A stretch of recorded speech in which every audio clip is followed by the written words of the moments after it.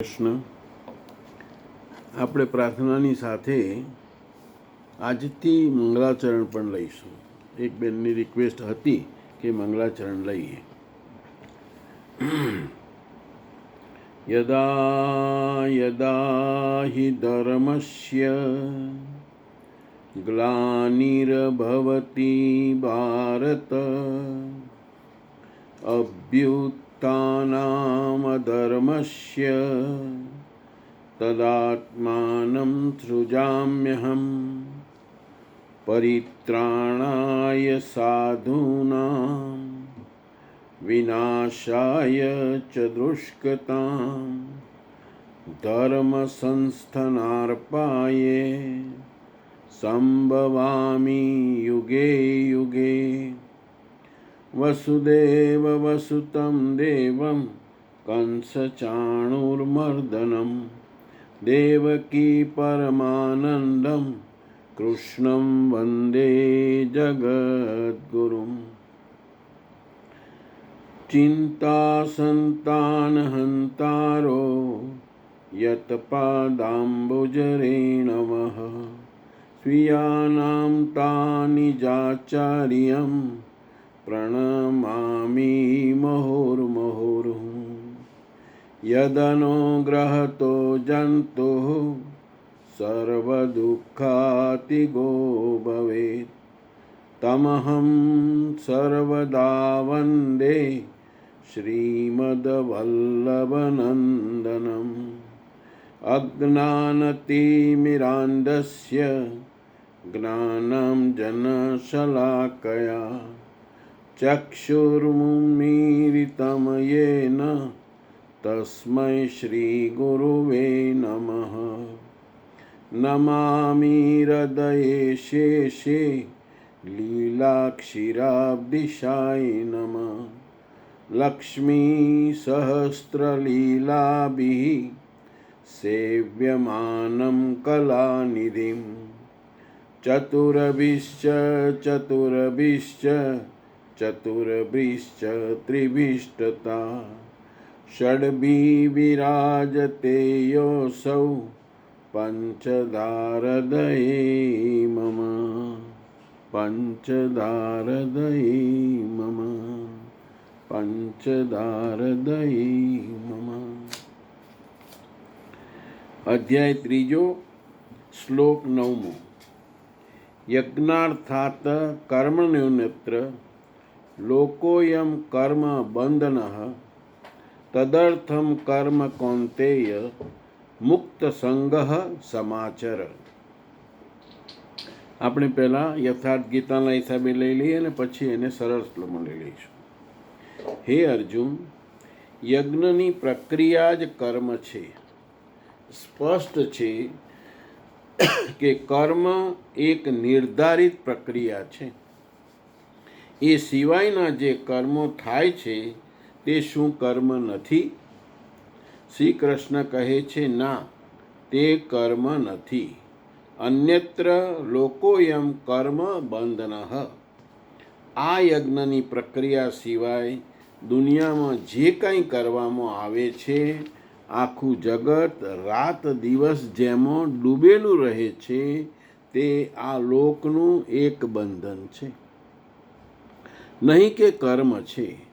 કર્મ તો મોક્ષેષુ શુભાતમ, અશુભ અર્થાત સંસાર બંધનથી છૂટકો અપાવનારો છે. માત્ર યજ્ઞની પ્રક્રિયા જ કર્મ છે. જે કરવાથી યજ્ઞ પૂર્ણ થાય છે તે આચરણ કર્મ છે.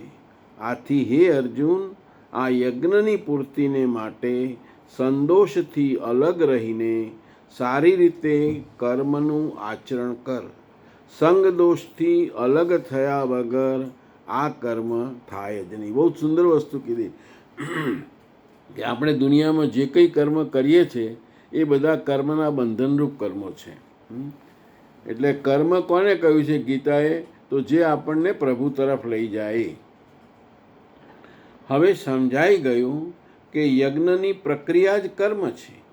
પરંતુ અહીં ફરીથી એક નવો પ્રશ્ન જાગ્યો કે કરવા યોગ્ય યજ્ઞ કયો?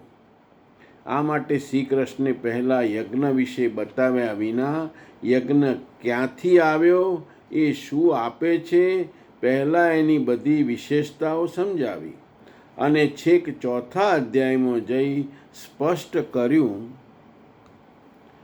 કે આ યજ્ઞ શું છે. તે આપણે કરીએ અને તે કરવાથી આપણાથી કર્મ થવા લાગે. યોગેશ્વર શ્રી કૃષ્ણની શૈલી સ્પષ્ટ છે કે જે વસ્તુનું ચિત્રણ કરવાનું હોય તે વસ્તુની વિશિષ્ટતાઓને તે પહેલાં આલેખે છે, જેમાંથી પ્રથમ શ્રદ્ધા જાગૃત થાય. ભગવાનની સિસ્ટમ જ એવી છે કે જે કરવાનું હોય એનું પહેલાંથી તમને બધું ચિત્ર બતાવે કે જેથી કરીને આપણે શ્રદ્ધા જાગૃત થાય. પછી તે કર્મ કરતાં રાખવાની સાવધાનીઓ વિશે સમજણ આપે છે અને છેલ્લે મુખ્ય સિદ્ધાંત પ્રતિપાદિત કરે છે. યાદ રાખો કે અહીં શ્રી કૃષ્ણે કર્મના બીજા અંગ ઉપર પ્રકાશ પાડ્યો કે કર્મ એક નિર્ધારિત ક્રિયા જ છે. જે કંઈ કરવામાં આવે તે કર્મ નથી. અધ્યાય બીજામાં પહેલીવાર કર્મ વિશે કહ્યું અને એની વિશિષ્ટતાઓ ઉપર ભાર મૂક્યો. એ આપણે જોઈ ગયા ઓલરેડી. એમાં ધ્યાનમાં લેવાની સાવધાનીઓ વિશે સમજણ આપી, પરંતુ કર્મ શું છે એ ન બતાવ્યું. અહીં અધ્યાય 3માં બતાવ્યું કે કોઈ કર્મ કર્યા વગર રહી શકતું નથી. પ્રકૃતિને વશ થઈને માનવી કર્મ કરે છે. તે ઉપરાંત જે લોકો પોતાની ઇન્દ્રિયોને બળજબરીથી રોકીને કેવળ મનથી જ પણ વિષયોનું ચિંતન કરે છે તે દંભી છે, અર્થાત દંભનું આચરણ કરનારા છે. માટે હે અર્જુન, મનથી ઇન્દ્રિયોને સંયમમાં લઈને કર્મ કર. હજુ પ્રશ્ન તો એવો ને એવો જ રહ્યો કે કયું કર્મ કરવું. આ વિશે યોગેશ્વર ભગવાન શ્રી કૃષ્ણે કહ્યું કે હે અર્જુન, તું નિર્ધારિત કરેલું કર્મ કર. હવે પ્રશ્ન એ થાય કે નિર્ધારિત કર્મ શું છે જે આપણે કરીએ. ત્યારે બતાવ્યું કે યજ્ઞને કાર્યનું રૂપ આપવું તે જ કર્મ છે. હવે પ્રશ્ન થાય છે કે યજ્ઞ શું છે. અહીં યજ્ઞની ઉત્પત્તિ વિશેષતા બતાવીને જ શાંત થઈ જાય છે. આગળ ચોથા અધ્યાયમાં યજ્ઞનું સ્પષ્ટ ખીલેલું સ્વરૂપ જોવા મળશે. તેનું આચરણ તે જ કર્મ છે. હવે આપણે એને સરળ ભાષામાં સમજીએ. ભગવાન શ્રી કૃષ્ણ અહીં એક ખૂબ જ મહત્ત્વની વાત સમજાવે છે. સામાન્ય રીતે આપણે માનીએ છીએ કે ખેતી કરવી, વેપાર કરવો, નોકરી કરવી, ઘર ચલાવવું, દાન આપવું, આ બધું કર્મ છે. પરંતુ ભગવાન કહે છે સાચા અર્થમાં કર્મ તો તે જ છે જે યજ્ઞની પૂર્ણતા માટે કરવામાં આવે. હવે યજ્ઞની પૂર્ણ એટલે શું એ આપણે આગળ જોઈએ. જે કાર્ય આપણને પરમાત્મા તરફ લઈ જાય, મનને શુદ્ધ કરે. બરાબર સમજવા જેવું છે. જે કાર્ય આપણને પરમાત્મા તરફ લઈ જાય, મનને શુદ્ધ કરે, અહંકાર અને આસક્તિ ઘટાડે અને અંતે આત્મ સાક્ષાત્કાર એટલે ભગવાન સુધી પહોંચવું, સુધી પહોંચાડે તે જ કર્મ છે. કર્મનો અર્થ કર્મ કયું કરવાનું. અત્યાર સુધી આપણને કર્મ કરો કહ્યું, પણ કયું કર્મ કરવાનું એ અહીંયા આપણને સ્પેસિફિક કર્યું.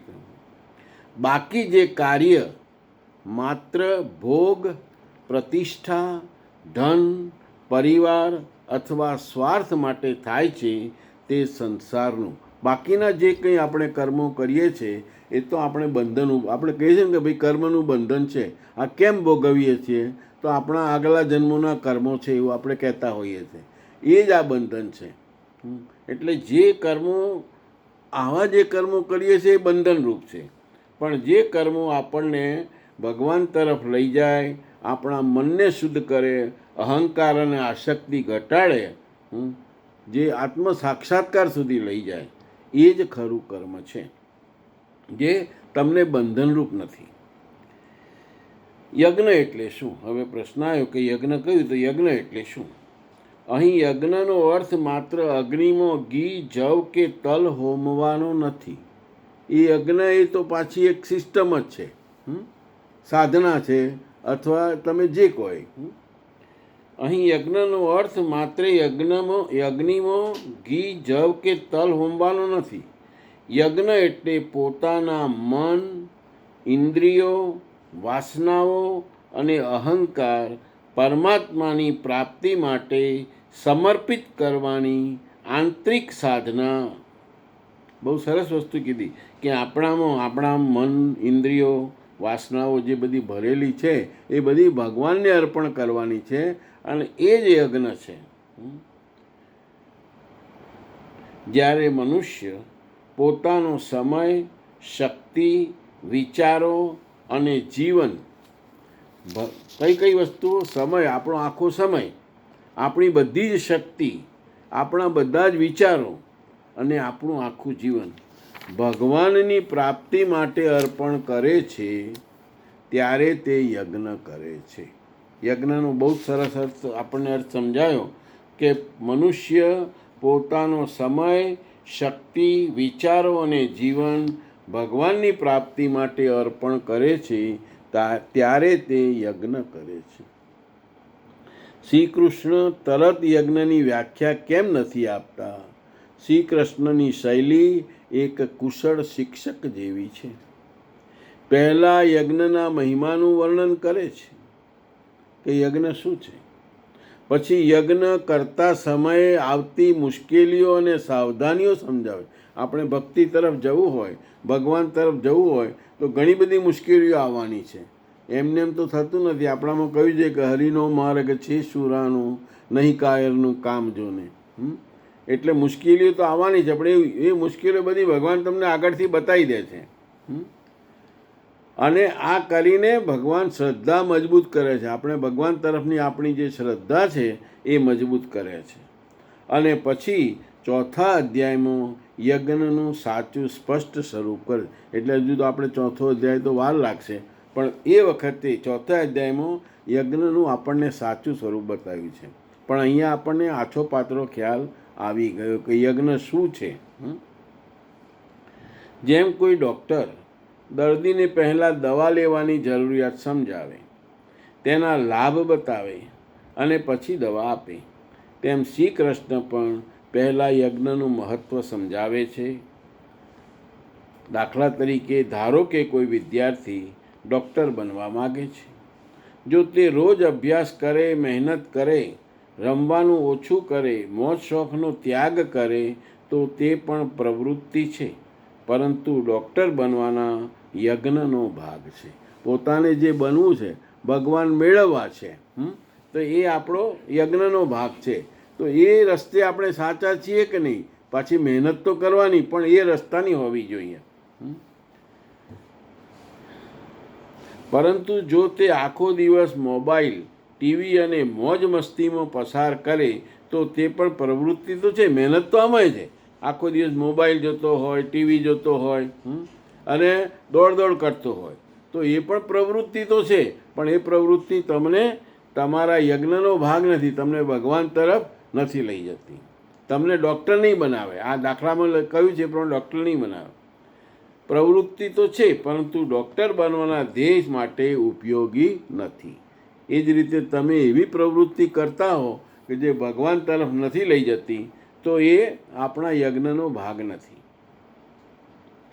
આ જ રીતે ભગવાનની પ્રાપ્તિ આપણા જીવનનું લક્ષ્ય હોય તો જે કાર્ય આ લક્ષ્ય તરફ લઈ જાય તે કર્મ છે. એ સિવાયનું બાકી બધું બંધન છે. આ શ્લોકનો સાર સમજીએ તો યજ્ઞની પૂર્ણતા માટે કરાયેલું આચરણ જ સાચું કર્મ છે. સ્વાર્થ અને આસક્તિથી કરાયેલા કર્મો બંધન ઉત્પન્ન કરે છે. સંગદોષ એટલે આસક્તિ, અહંકાર અને ફળની ઈચ્છા છોડ્યા વિના યજ્ઞરૂપ કર્મ થઈ શકતું નથી. એટલે આપણે સંગદોષ કરવો પડે. એટલે કે આસક્તિ, અહંકાર અને જે ફળની ઈચ્છા છે એ છોડીએ નહીં ત્યાં સુધી આપણું જે કર્મ છે એ યજ્ઞરૂપ ક્યારેય ના થાય. શ્રી કૃષ્ણ ધીમે ધીમે યજ્ઞનું રહસ્ય ખોલે છે અને 4થા અધ્યાયમાં તેનું સ્પષ્ટ સ્વરૂપ દર્શાવે છે.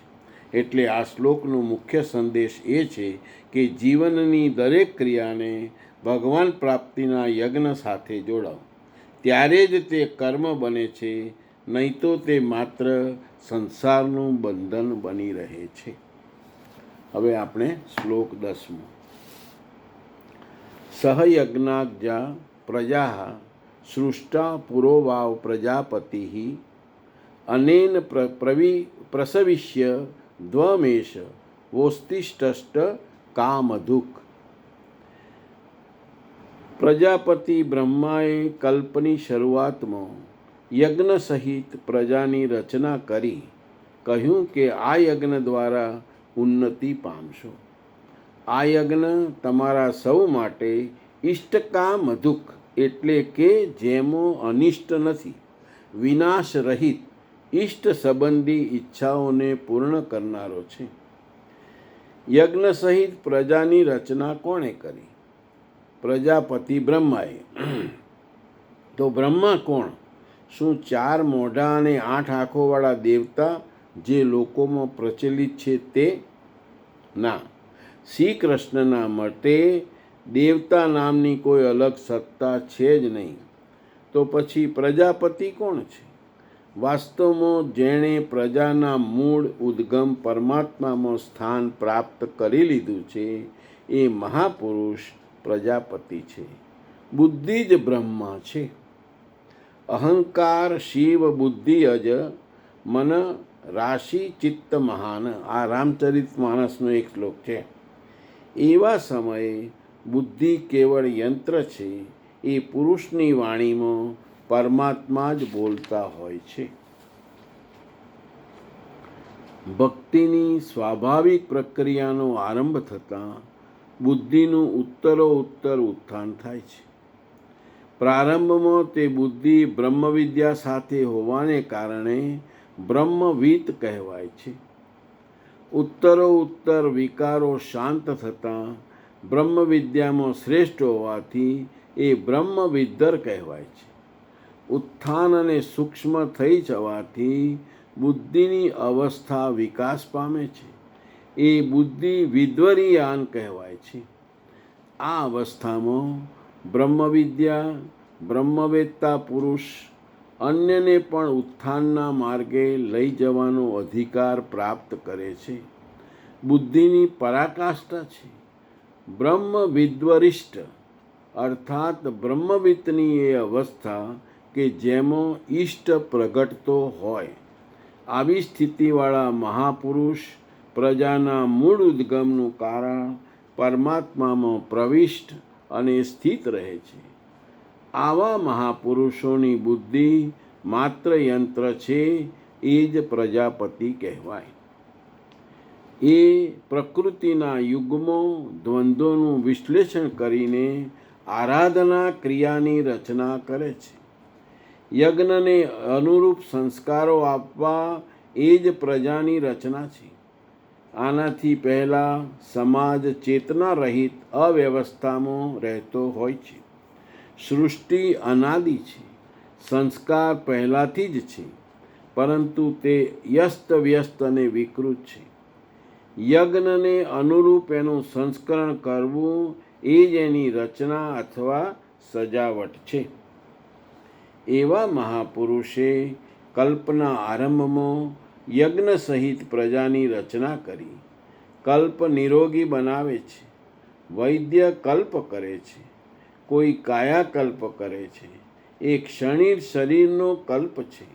વાસ્તવિક કલ્પ તો તે જ છે કે જ્યારે ભવરોગથી મુક્તિ મળી જાય. આરાધનાનો આરંભ એ આ કલ્પની શરૂઆત છે. આરાધના પૂરી થઈ તો તમારો કલ્પ પણ પૂરો થયો. આને આપણે જરા સરળ ભાષામાં સમજવી. શ્લોકમાં શ્રી કૃષ્ણ કહે છે કે પ્રજાપતિએ સૃષ્ટિની શરૂઆતમાં યજ્ઞ સહિત પ્રજાની રચના કરી ને કહ્યું કે આ યજ્ઞ દ્વારા તમે ઉન્નતિ પામશો. આ યજ્ઞ તમારી શુભ ઈચ્છાઓને પૂર્ણ કરનાર છે. આજ શબ્દો વેદના આધારે આપણા બધા યજ્ઞો ઊભા થયા. એટલે આપણે મૂળ સમજવામાં જ કંઈક જુદું કર્યું, આપણે પ્રક્રિયામાં પડી ગયા. હવે પ્રશ્ન થાય કે પ્રજાપતિ કોણ? સામાન્ય માન્યતા મુજબ 4 મુખવાળા બ્રહ્માનું સૃષ્ટિના રચયિતા છે, પરંતુ યથાર્થ ગીતામાં સ્વામી અળગનાનંદજી સમજાવે છે કે અહીં પ્રજાપતિનો અર્થ કોઈ વિશિષ્ટ દેવતા નથી. પ્રજાપતિ એટલે એવો મહાપુરુષ જે પરમાત્માનો સાક્ષાત્કાર કરીને પરમ સત્યમાં સ્થિર થયો હોય, જેને ભગવાનના દર્શન કર્યા છે, જેને આત્માનો સાક્ષાત્કાર કર્યો છે, એવો આખા ગીતામાં, એટલે આમાં યથાર્થ ગીતામાં જેને સાક્ષાત્કાર કર્યો છે એને મહાપુરુષ શબ્દ વાપર્યો છે. એ આપણે જરા ધ્યાન રાખી લેવાનું. અને એવા કેટલાય મહાપુરુષો આ પૃથ્વી ઉપર થઈ ગયા છે કે જેમને ભગવાનનો સાક્ષાત્કાર કરેલો છે. જે પરમાત્માનો સાક્ષાત કરીને પરમ સત્યમાં સ્થિર થયો હોય અને જે બીજા લોકોને પણ પરમાત્મા સુધી પહોંચાડવાનો માર્ગ બતાવવાની યોગ્યતા ધરાવતો હોય, જેમ આપણા મહાપ્રભુજી. તો એ પોતે પરમાત્મામાં એટલે સત્યમાં સ્થિર થયેલા અને ભગવાનને પ્રાપ્ત થયેલા છે.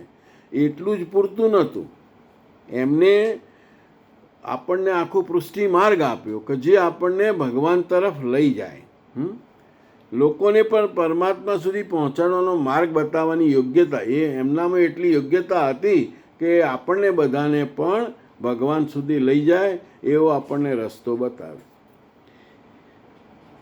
પછી દરેક પોતપોતાની રીતે પોતાનો રસ્તો બનાવે. આપણા ગુરુએ આપણો રસ્તો બનાવ્યો પૃષ્ટિ માર્ગનો. એવા મહાપુરુષની બુદ્ધિમાં પોતાનો અહંકાર રહેતો નથી. મહાપ્રભુજીમાં કોઈ અહંકાર નહોતો. તેમની બુદ્ધિ માત્ર એક સાધન એટલે કે યંત્ર બની જાય છે. અને આ બહુ સુંદર વસ્તુ કીધી છે કે તેમની બુદ્ધિ માત્ર એક યંત્ર બની જાય છે અને તેમના દ્વારા પરમાત્માની પ્રેરણા કાર્ય કરે છે. એ જે કંઈ કાર્ય કરે છે પરમાત્માની પ્રેરણાથી જ કરે છે. એમને એક સરસ વાક્ય કહ્યું છે મહાપ્રભુજીએ કે બુદ્ધિ પ્રેરક કૃષ્ણસ્ય. બુદ્ધિનું પ્રેરક કોણ છે? તો કૃષ્ણ જ છે, બીજું કોઈ છે જ નહીં. તેમના દ્વારા પરમાત્માની પ્રેરણા કાર્ય કરે છે. તેથી તેઓ સમાજને સાચો માર્ગ બતાવે છે. યજ્ઞ સહિત પ્રજાની રચનાનો અર્થ શું? આપણે આગળ આવ્યું પેલામાં. તેનો અર્થ એવો નથી કે કોઈએ નવા માણસો બનાવી દીધા. એનો અર્થ એ છે કે મહાપુરુષ સમાજને, મહાપુરુષ એટલે અગેન આપણે એ જ વાત કરીએ કે જેને ભગવાનનો સાક્ષાત્કાર કર્યો છે.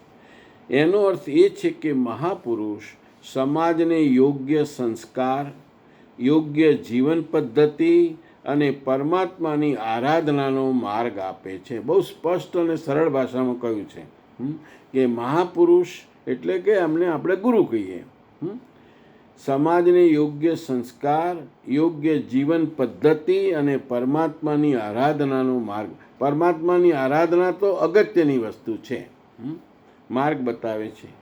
જેમ એક શિક્ષક બાળકોને શિક્ષણ આપી તેમના જીવનનું ઘડતર કરે છે, તેમ મહાપુરુષ યજ્ઞરૂપ સાધનાના સંસ્કાર આપી માનવ જીવનનું ઘડતર કરે છે. કલ્પનો સાચો અર્થ. આમાં કલ્પ આવ્યું, આપણે બધા કહીએ છીએ કે ફલાણા કલ્પમાં આ હતું, ફલાણા કલ્પમાં આ હતું. કલ્પનો સાચો અર્થ. અહીં કલ્પનો અર્થ માત્ર કરોડો વર્ષના સમયગાળા તરીકે નથી કે ભાઈ આટલા હજારો વર્ષ, લાખો વર્ષ પહેલાં આ કલ્પમાં, એવું આપણે કહેતા હોઈએ છીએ. પણ અહીંયા આ સ્વામીજીએ પોતાની રીતે એનો અર્થ કયો છે, સમજવા જેવો છે. અહીં કલ્પનો અર્થ માત્ર કરોડો વર્ષના સમયગાળા તરીકે નથી. સ્વામીજી સમજાવે છે કે આધ્યાત્મિક જીવનનો પ્રારંભ જ સાચા કલ્પનો આરંભ છે. તમે જે જન્મમાં જે દિવસથી જે ઘડીથી ભગવાનમાં એટલે કે આધ્યાત્મિક રસ્તે વળો એ જ તમારા સાચા કલ્પનો આરંભ છે. જ્યારે મનુષ્ય ભોગ અને સંસારથી ઉપર, અને તમે આધ્યાત્મિક રસ્તે ભગવાન તરફ આગળ ક્યારે જાઓ કે જ્યારે ભોગ અને સંસારથી ઉપર આવવું પડે, તમારે ભોગો છોડવા પડે, ઇન્દ્રિયો કાબૂમાં લાવવી પડે. જ્યારે મનુષ્ય ભોગ અને સંસારથી ઉપર ઉઠીને ભગવાન તરફ આગળ વધે છે ત્યારે તેનો નવો કલ્પ શરૂ થાય છે. પછી તમારે જૂનું ઝૂલી જવાનું ને નવું ભગવાન તરફ જવાનું. અને જ્યારે તેની સાધના પૂર્ણ થઈ જાય, સાધના એટલે ભક્તિ અર્થ આપણે વાપરીએ, જ્યારે તેની ભક્તિ પૂર્ણ થઈ જાય તો ભવરોગ એટલે જન્મ મરણનું ચક્ર માંથી મુક્તિ મળી જાય. એટલે તમારે આપણે ભક્તિ પૂર્ણ કરવાની છે. અને જ્યારે તેની ભક્તિ પૂર્ણ થઈ જાય તો ભવરોગ એટલે કે જન્મ મરણનું ચક્રમાંથી મુક્તિ મળી જાય ત્યારે તેનો કલ્પ પૂર્ણ થાય છે. કલ્પનો સરસ અર્થ કયો કે જે દિવસથી જે ઘડીથી તમે ભગવાન તરફ વળો, ભગવાનની ભક્તિમાં વળો, એ સમયથી જ્યારે તમને ભગવાન મળી જાય ત્યાં સુધીનો કલ્પ, એ તમારો કલ્પ પૂર્ણ થઈ ગયો, પેલી શરૂઆત થઈ. શ્લોકનો સાર: પ્રજાપતિ એટલે પરમાત્મામાં સ્થિર થયેલા મહાપુરુષ. તેઓ સમાજને યજ્ઞરૂપ આરાધનાના સંસ્કાર આપે છે. યજ્ઞ જ મનુષ્યના સાચા ઉત્થાનનો માર્ગ છે. આધ્યાત્મિક જીવનનો પ્રારંભ એ કલ્પની શરૂઆત છે. ભગવાનની પ્રાપ્તિ અને જન્મ મરણથી મુક્તિ એ કલ્પની પૂર્ણતા છે. તેથી મહાપુરુષો કહે છે, યજ્ઞના માર્ગે ચાલો, એ જ તમારું કલ્યાણ કરશે. જેમ સારો ડૉક્ટર દર્દીને રોગમુક્ત થવાનો માર્ગ બતાવે છે, તેમ પ્રજાપતિરૂપ મહાપુરુષ એટલે આપણે ગુરુ, તેમ પ્રજાપતિરૂપ મહાપુરુષ જીવનને ભવરોગમાંથી મુક્ત થવાના યજ્ઞ માર્ગ બતાવે છે. તમારા જો સાચા ગુરુ હોય તો તમને એ સાચો રસ્તો કે જે તમને ભગવાન સુધી પહોંચાડે. એટલે યજ્ઞરૂપ પણ આપણને ક્લિયર થઈ ગયું. અહીંયા ભવરોગમાંથી મુક્ત થવાનો યજ્ઞ માર્ગ બતાવે છે. આ માર્ગ ઉપર ચાલવાથી મનુષ્યનું જીવન સફળ બને છે. હવે આપણે શ્લોક 11મો.